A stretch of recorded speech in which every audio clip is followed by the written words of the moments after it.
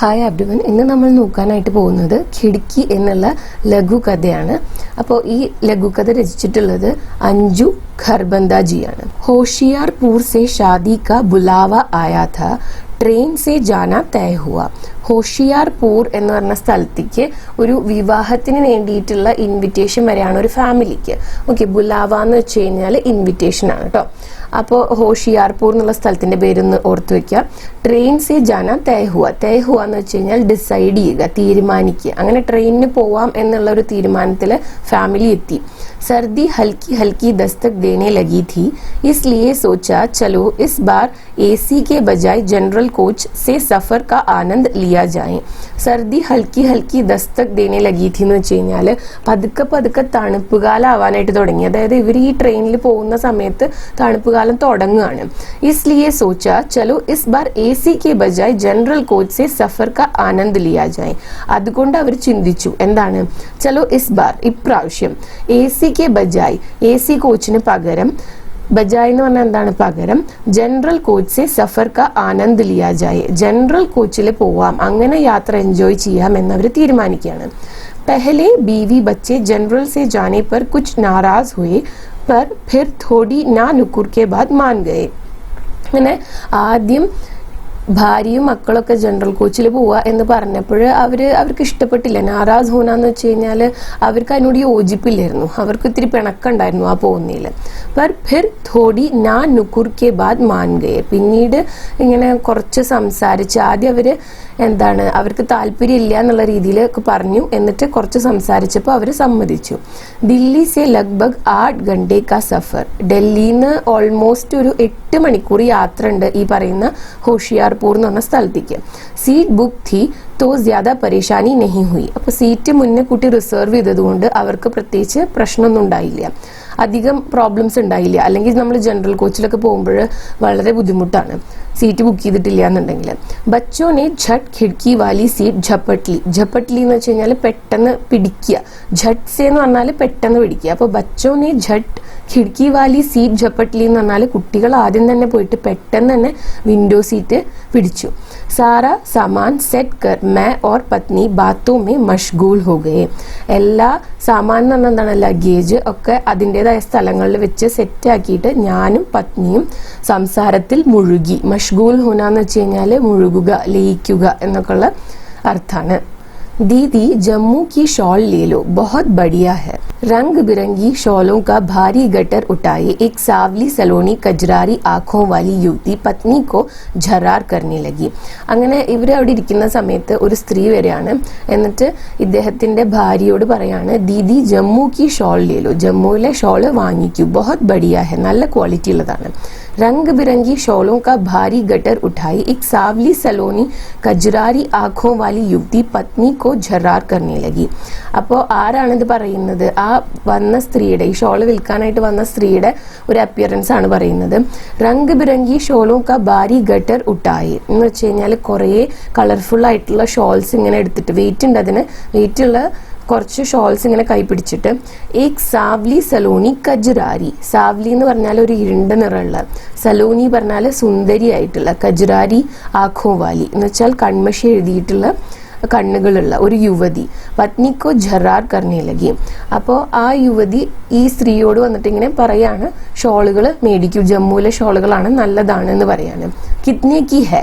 അങ്ങനെ ഭാര്യ ചോദിക്കുകയാണ്, എത്ര രൂപയാണ് ഓരോ ഷോളിനും? 250 की എന്ന് വെച്ചാൽ 250 രൂപയാണ് ഓരോ ഷോളിനും എന്ന് പറയാണ്. ഇത്തി മെഹങ്കി, മെഹങ്കി എന്ന് പറഞ്ഞാൽ എക്സ്പെൻസീവ് ആയിട്ടുള്ള, ഇത്രയും വിലയോ ഈ ഷോളിനും ചോദിക്കുക. ജ്യാദാ പീസ് ലോഗി തോ കം കർദൂങ്കി. അപ്പം ഈ സ്ത്രീ പറയാണ്, കൂടുതൽ പീസ് മേടിക്കുകയാണെന്നുണ്ടെങ്കിൽ ഞാൻ പൈസ കുറച്ച് തരാമെന്ന്.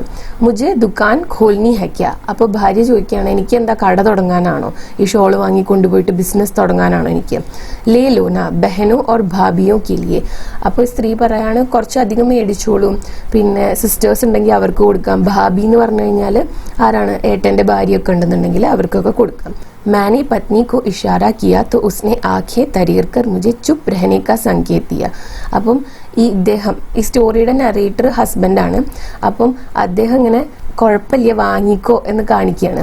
അപ്പോൾ ഭാര്യ എന്ത് ചെയ്യുന്നു, ആഖെ തരേർക്കർ, ഇഷാര കർണെന്ന് വെച്ചാൽ ആംഗ്യമൊക്കെ കാണിക്കുക, ആംഗ്യം കാണിക്കുന്നതിനാണ് പറയുന്നത്, അല്ലെങ്കിൽ എന്തെങ്കിലും ഒരു കാര്യത്തിന് ഹിന്റ് ചെയ്യുക എന്നുള്ളതിന്. तो उसने आंखें തരേർക്കർ മുझे ചുപ് रहने का संकेत दिया എന്ന് വെച്ചാൽ ഈ ഭർത്താവ് ഇങ്ങനെ കുഴപ്പമില്ല വാങ്ങിക്കോ എന്നുള്ള രീതിയിൽ കാണിച്ചപ്പോൾ ഈ ഭാര്യ എന്ത് ചെയ്യാണ്, ആഖെ തരേർക്കർ എന്ന് വെച്ച് കഴിഞ്ഞാൽ രൂക്ഷമായിട്ട് നോക്കുക, കണ്ണുരുട്ടി പേടിപ്പിക്കുക എന്നൊക്കെ പറയില്ലേ നമ്മൾ, അങ്ങനെ എന്താണ് മിണ്ടാതിരിക്കുക, നിങ്ങൾ മിണ്ടാതിരിക്കുക എന്നുള്ള ഒരു ഹിന്റ് കൊടുക്കുകയാണ്. അച്ഛാ 5 പീസ് ലൂ തോ കിത്തനെ കെ ദോഗി, അപ്പോൾ 5 പീസ് എടുക്കുകയാണെന്നുണ്ടെങ്കിൽ ഓരോ പീസിന് എത്ര രൂപയ്ക്കാണ് തരിക എന്ന് ചോദിക്കുകയാണ്. 200 रुपये पर പീസ് ലേ ലേന ദീദി, അപ്പോൾ പറയാണ് 200 രൂപയ്ക്ക് ഒരു പീസിന് 200 രൂപ എന്നുള്ള രീതിയിൽ വാങ്ങിക്കോളൂ എന്ന് പറയാണ്, തരാം എന്ന് പറയാണ്. 100 रुपये पर പീസ്, പറ്റില്ല 100 രൂപയ്ക്ക് തരണം ഒരു പീസ്, ഓരോ പീസും എന്ന് പറയാണ്. 100 तो बहुत कम है, അപ്പം ആ സ്ത്രീ പറയുന്നുണ്ട് 100 രൂപ എന്നൊക്കെ പറഞ്ഞാൽ വളരെ കുറവാണ് എന്ന്. കെഹത്തെ ഹുവേ ഉസ്കാ ഗല റുന്ത് ഗയ ഓർ ഉസ്കി കജ്രാരി ആഖെ ബർ ആയി. അങ്ങനെ ഇത്രയും പറയുന്ന സമയത്ത് ആ സ്ത്രീയുടെ ഈ 100 രൂപ എന്ന് പറയുന്നത് വളരെ കുറവാണെന്ന് പറയുന്ന സമയത്ത് ആ സ്ത്രീയുടെ ശബ്ദം ഇടറാനായിട്ട് തുടങ്ങി. ഗല റുന്ത് ഗയ എന്ന് വെച്ചാൽ ഇടറി. അതുപോലെ തന്നെ ഉസ്കി കജ്രാരി ആഖെ ബറായി എന്ന് വെച്ച് കഴിഞ്ഞാൽ ആ സ്ത്രീയുടെ കണ്ണ്, ഈ കാജൽ എഴുതിയിട്ടുള്ള കണ്ണ്, കൺമഷി എഴുതിയിട്ടുള്ള കണ്ണ് നിറഞ്ഞ് വരാനായിട്ട് തുടങ്ങി. ചൽ നാ തേരി നാ മേരി 150 പെർ പീസ്. നറേറ്ററിന്റെ ഭാര്യ പറയാണ് എന്താ, ഓരോ പീസും എനിക്ക് 150 എന്ന് പറഞ്ഞാൽ 150 രൂപയ്ക്ക് തരാനായിട്ട് പറയാണ്. ആദ്യം എന്താ ഉണ്ടായത്, ആദ്യം 250 രൂപയാണ് വില പറഞ്ഞത്. എന്നിട്ട് പത്നി സംസാരിച്ചിട്ട് അതിന് 200 രൂപ ആക്കി തരാമെന്ന് ആ സ്ത്രീ പറയാണ്. പിന്നീട് അവർക്ക് വിഷമാവുകയാണ്. അങ്ങനെ പിന്നീട് പത്നി പറയാണ്, എന്നാൽ കുഴപ്പമില്ല, നീ പറഞ്ഞ പൈസയും വേണ്ട, ഞാൻ പറഞ്ഞ പൈസയും വേണ്ട, നമുക്ക് അതിൻ്റെ ഇടയിലായിട്ട് ഒരു കാര്യം സെറ്റിൽ ചെയ്യാം, ഒരു 150 റുപ്പീസ് പെർ പീസ് എന്നുള്ള രീതിക്ക് എനിക്ക് ഈ ഷോൾസ് തരാനായിട്ട് പറയാണ്. അച്ഛാ ദീദി ഠീക്ക് ഹെ ലോ രംഗ് പസന്ദ് കർ ലോ. അപ്പം ആ സ്ത്രീ, ഈ സെയിൽ ചെയ്യാൻ വന്ന സ്ത്രീ പറയാണ്, ഓക്കെ കുഴപ്പമില്ല, ഏത് കളറാണ് ഇഷ്ടം എന്നുള്ളത് നോക്കൂ എന്ന് പറയാണ്. രംഗ് പസന്ദ് കർ ലോ എന്ന് പറഞ്ഞാൽ അതാണ്, ഏത് കളറാണ് ഇഷ്ടപ്പെട്ടത് എന്ന് പറയൂ എന്ന്. കുച്ച് സോച്ചത്തെ ഹുए उसने कहा और गटर पत्नी के सामने सरका दिया. ഇത്രയും പറഞ്ഞിട്ട് ഇത് വിൽക്കാൻ വന്ന സ്ത്രീ ആ ഷോളുകളുടെ കെട്ട് പത്നിക്ക് നേരെ നീക്കി വെച്ചു. സർക്കാദേനാന്ന് വെച്ച് കഴിഞ്ഞാൽ തള്ളി നീക്കി വെക്കുക എന്നൊക്കെ ഉള്ളതാണ്. പത്നിനെ 5 ഷോലെ അലഗ് കർ ലി ഓർ മേരി ഓർ ദേഖ് റുപയെ ദേനെ കാ ഇഷാര കിയ. അങ്ങനെ ആ കൊടുത്തിട്ടുള്ള ഷോളുകളുടെ കെട്ടിൽ നിന്നും പത്നി ഒരു 5 ഷോള് സിലക്ട് ചെയ്യാണ്. അലഗ് കർലി എന്ന് വെച്ചാൽ സെപ്പറേറ്റ് ചെയ്ത് വെക്കുകയാണ്. ഓർ മേരി ഓർ ദേഖ്, മേരി ഓർ എന്ന് പറഞ്ഞു കഴിഞ്ഞാൽ എൻ്റെ ഡിറക്ഷനിൽ നോക്കിയിട്ട്, എന്നെ നോക്കിയിട്ട്, ദേഖ് റുപയെ ദേനേക്ക ഇഷാരാക്കിയ, പൈസ കൊടുക്കാനായിട്ട് ഉള്ള ഒരു ആക്ഷൻ കാണിച്ചു. ഇഷാരാക്കിയ ആക്ഷൻ കാണിച്ചു. മാനെ ഝട്ട് 750 रुपये निकाल कर दे दिए. അപ്പോൾ ഇദ്ദേഹം എന്താണ്, ഈ ഹസ്ബൻഡ് എന്ത് ചെയ്തു, പെട്ടെന്ന് തന്നെ എപ്പോഴാണോ പൈസ കൊടുക്കാനായിട്ട് ഉള്ള ആ ഒരു ഹിന്റ് കിട്ടിയത് അപ്പം തന്നെ 750 രൂപ കൊടുത്തു ആ സ്ത്രീക്ക്. उसके जाने के बाद रास्ते भर पत्नी की सुई इसी बात पर अटकी रही.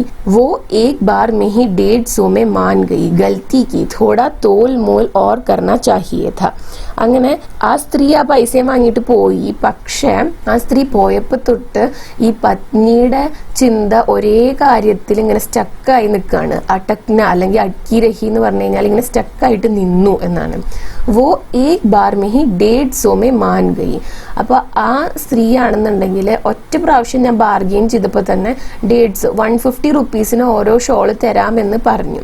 ഗൽത്തി കി, തോടാ തോൽ മോൽ ഓർ കർണ ചാഹിയേത്ത. അപ്പോൾ ഈ സ്ത്രീ പറയാണ്, അതൊരു മിസ്റ്റേക്ക് ആയിപ്പോയി, കുറച്ചും കൂടെ തോൽമോൽ കർണാന്ന് വെച്ചാൽ ബാർഗെയിൻ ചെയ്യേണ്ടതായിരുന്നു, വില പേശേണ്ടതായിരുന്നു. തോൽമോൽ കർണ പറഞ്ഞാൽ അതാണ്. അപ്പോൾ ജസ്റ്റ് 150 എന്ന് പറഞ്ഞപ്പോഴേക്കും ആ സ്ത്രീ സമ്മതിച്ചിട്ട് ഷോള് കൊടുത്തല്ലോ. പക്ഷെ കുറച്ചും കൂടിയും വില പേശിയിരുന്നെങ്കിൽ ഇത്രയും കൂടിയും വിലക്കുറവിന് കിട്ടിയിരുന്നേനെ എന്നുള്ളൊരു ചിന്തയാണ് പത്നിയുടെ മനസ്സിലുള്ളത്. ഓർ മേരി സുയി അതീത് മേ ജാ അട്ക്കി. പക്ഷെ ഈ പത്നി ഈ ഒരു കാര്യം പറയുന്നത് കേട്ടപ്പോൾ ഹസ്ബൻഡ് അതീത് എന്ന് വെച്ചാൽ പാസ്റ്റ്, കഴിഞ്ഞു പോയൊരു കാലഘട്ടത്തിലേക്ക് അദ്ദേഹം പോവുകയും ആ കാര്യത്തിന്റെ ചിന്തകളിൽ ഇങ്ങനെ അന്നത്തെ അനുഭവങ്ങൾ അല്ലെങ്കിൽ അന്നത്തെ ആ ഒരു കാലഘട്ടത്തിൽ പോയി സ്റ്റക്ക് ആവുകയാണ് ചെയ്തത് അദ്ദേഹത്തിന്റെ തോട്ട്സ്. बेटी को गोद में बिठा रेलगाड़ी की खिड़की से झांकता मैं सोच रहा था, मेरे पिता भी रेलगाड़ी में सामान बेच जब थके हारे घर आते तो उनकी आंखों में भी वही नमी थी जो आज उस युवती की आंखों में थी. അപ്പോൾ ഈ മകളെ बेटी को गोद में बिठा മകളെ മടിയിൽ വെച്ചിട്ട് റെയിൽഗാഡി की खिड़की से झांकता मैं सोच रहा था റെയിൽഗാഡി എന്ന് പറഞ്ഞാൽ എന്താണ് ട്രെയിനിന്റെ ഖിടുക്കി ആ ജനലിലൂടെ झांकता പുറത്തേക്ക് എത്തി നോക്കിക്കൊണ്ടിരുന്നപ്പോൾ मैं सोच रहा था ഞാൻ ആലോചിച്ചുകൊണ്ടിരിക്കുകയായിരുന്നു मेरे पिता भी रेलगाड़ी में सामान बेच जब थके हारे घर आते എൻ്റെ അച്ഛനും പണ്ട് റെയിൽഗാഡിയിലെ സാധനങ്ങൾ വിറ്റിട്ട് थके हारे എന്ന് വെച്ച് കഴിഞ്ഞാൽ ക്ഷീണിതനായിട്ട് വീട്ടിലേക്ക് വരുന്ന സമയത്ത് घर आते तो उनकी आंखों में भी वही नमी थी जो आज उस युवती की आंखों में थी അപ്പം അദ്ദേഹത്തിന്റെ കണ്ണുകളിലും ഈ ഒരു നനവാണ് ഉണ്ടായിരുന്നത് ആ നനവ് തന്നെയാണ് അദ്ദേഹം ഇന്ന് അതായത് ഈ യാത്രി ഇന്ന് ആ ഒരു സ്ത്രീയുടെ കണ്ണിലും കണ്ടത് ആ ഒരു യുവതിയുടെ കണ്ണിലും കണ്ടത് അപ്പൊ അത്രയാണ് ഈ ഒരു സ്റ്റോറിയിൽ പറയുന്നത് അതായത് ഈ ഭാര്യ ഇങ്ങനെ വിലപേശിക്കൊണ്ടിരുന്നപ്പോഴും പിന്നെ അതിനുശേഷം അത്രയും വില കുറച്ചിട്ട് ആ ഷോള് വാങ്ങി എന്നിട്ടും കുറച്ചും കൂടി വിലപേശേണ്ടതായിരുന്നു എന്നുള്ള രീതിയിൽ സംസാരിക്കുമ്പോൾ ഇദ്ദേഹത്തിന്റെ അച്ഛന് ഉണ്ടായിരുന്ന സ്ട്രഗിൾസിനെ കുറിച്ച് ആലോചിക്കുകയാണ് കാരണം ഇപ്പോൾ ആ ഷോള് വിൽക്കാൻ വന്ന സ്ത്രീയുടെ പോലത്തെ ഒരു ജീവിതം തന്നെയായിരുന്നു ഇദ്ദേഹത്തിന്റെ അച്ഛനും പണ്ടുണ്ടായിരുന്നത് എന്ന് ഓർക്കുകയാണ് പിന്നീട് ഇവിടെ ഈ റൈറ്ററിനെ കുറിച്ചിട്ട് കുറച്ച് ഡീറ്റെയിൽസ് കൊടുത്തിട്ടുണ്ട് ജസ്റ്റ് ഒന്ന് പറഞ്ഞു പോവാട്ടോ അഞ്ജു ഖർബന്ദ का जन्म दिल्ली में हुआ ഡൽഹിയിലാണ് ജനിച്ചത് അഞ്ജു ഖർബന്ദ ജി വേ അധ്യാപിക ലേഖിക തഥാ റേഡിയോ കലാകാർ ഹെ അധ്യാപികയായിട്ട് വർക്ക് ചെയ്തിട്ടുണ്ട് ലേഖികയാണ് അത് കൂടാതെ റേഡിയോയിലും വർക്ക് ചെയ്യാറുണ്ട് ലഘുകഥ കവിത സംസ്മരൺ ആദി വിധാവോ മേ വേ കാര്യർത്ത് ഹെ അപ്പോൾ ലഘുകഥ കവിത അതുപോലെ സംസ്മരൺ എന്ന് വെച്ചാൽ മെമ്മോ എന്ന് വെച്ചാൽ ഓർമ്മക്കുറിപ്പുകൾ ഇവയിലൊക്കെ തന്നെ ആക്റ്റീവായിട്ട് രചന നടത്താറുണ്ട് അഞ്ജു ഖർബന്ദ ജി ഉജ്ലി ഹോത്തി ഭോർ കിങ്സ്വേ ക്യാമ്പ് ദില്ലി നോ ആദി പ്രകാശിത് കൃതിയാ ഹെ പബ്ലിഷ് ചെയ്തിട്ടുള്ള 2 കൃതികളുടെ പേരാണ് കൊടുത്തിട്ടുള്ളത് സാവിത്രിബായി ഫുലെ സമ്മാൻ സേവെ പുരസ്കൃത് ഹെ സാവിത്രിബായി ഫുലെ സമ്മാൻ ലഭിച്ചിട്ടുണ്ട് പിന്നെ ജനിച്ചത് 31 ഒക്ടോബർ 1971 ഓക്കെ അപ്പം സ്റ്റോറിയിൽ ഇത്രയാണ് പറയാനായിട്ടുണ്ടായിരുന്നത് ഈ വീഡിയോ നിങ്ങൾക്ക് യൂസ്ഫുൾ ആയിട്ടുണ്ടാവുമെന്ന് കരുതുന്നു യൂസ്ഫുൾ ആയിട്ടുണ്ടെങ്കിൽ വീഡിയോ ലൈക്ക് ചെയ്യുക ഷെയർ ചെയ്യുക ചാനൽ സബ്സ്ക്രൈബ് ചെയ്യുക അതുപോലെ തന്നെ നിങ്ങളുടെ സജഷൻസ് എന്നെ കോമെന്റ്സിൽ എഴുതി അറിയിക്കുക കേട്ടോ thanks for watching the video